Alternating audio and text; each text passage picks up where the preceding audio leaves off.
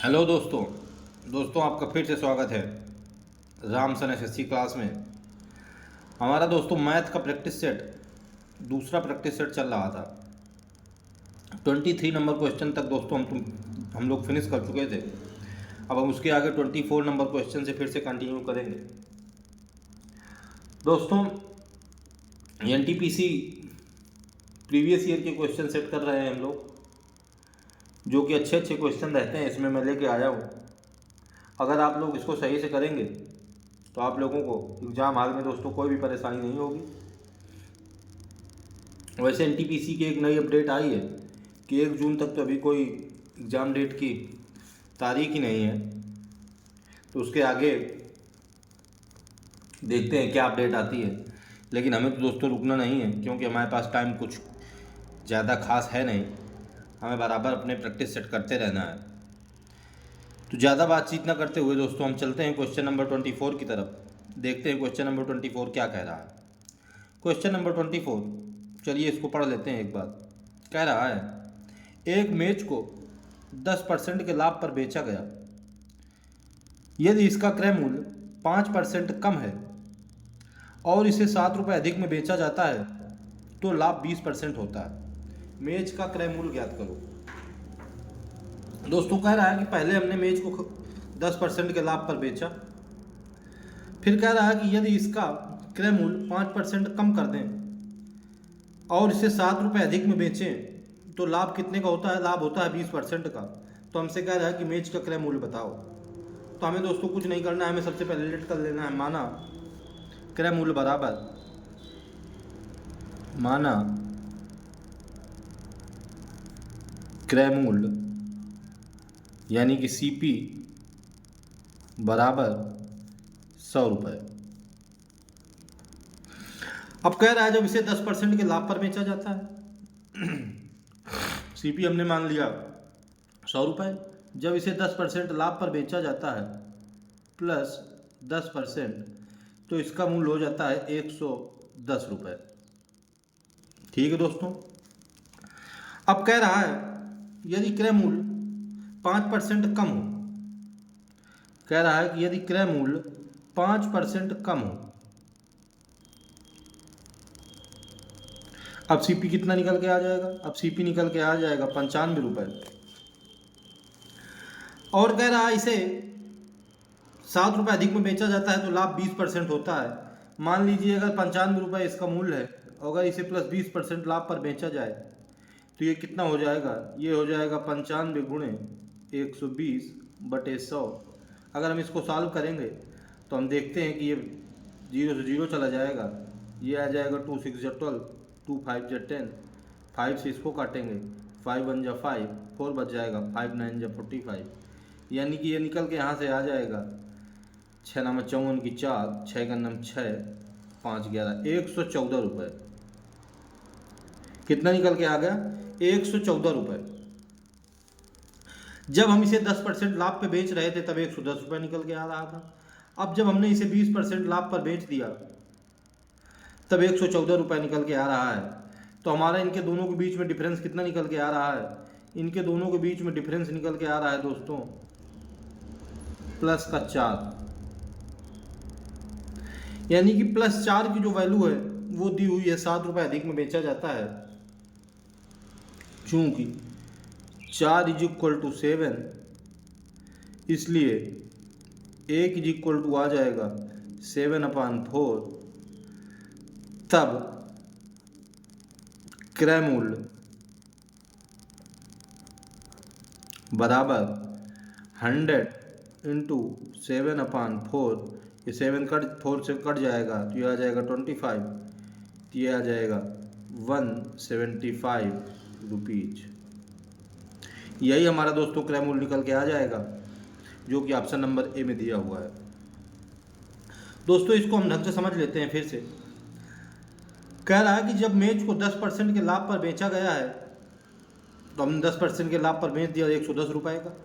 यदि इसका क्रय मूल्य 5% कम है, हमने क्रय मूल्य को 5% कम कर दिया तो हमारा क्रय मूल्य निकल के आ गया 95 रुपये। अभी 10% के लाभ पर बेचा था, अब हमने इसे 20% के लाभ पर बेच दिया तो हमारा 114 रुपये का बिक गया। और 114 रुपये में जब बिक गया तो हमें प्लस 4 रुपये का लाभ हुआ, अधिक रुपये 4 मिले। जबकि क्वेश्चन में कह रहा है कि यही 4 की वैल्यू 7 रुपये अधिक में बेचा जाता है, यानी कि प्लस 7 रुपये कह रहा है। तो हमने 4 की वैल्यू 7 निकाल ली, तो 1 की वैल्यू हमारी निकल के आ गई 7/4। तो हमारी 100 की वैल्यू यानी कि क्रय मूल्य की वैल्यू निकल के आ जाएगी 100 × 7/4 बराबर 175 रुपये। ठीक है दोस्तों, 175 रुपये। चलिए दोस्तों चलते हैं हम नेक्स्ट क्वेश्चन की तरफ।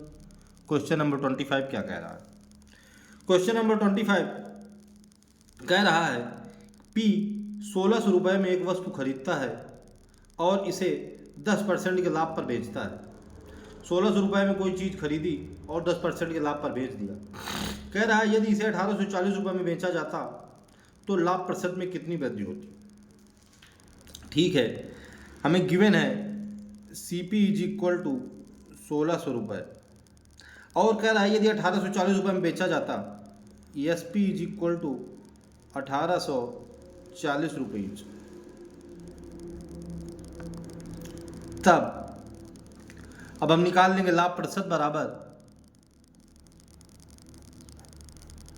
लाभ प्रतिशत क्या होता है SP - CP यानी कि 1840 - 1600 अपान CP यानी कि 1600 × 100।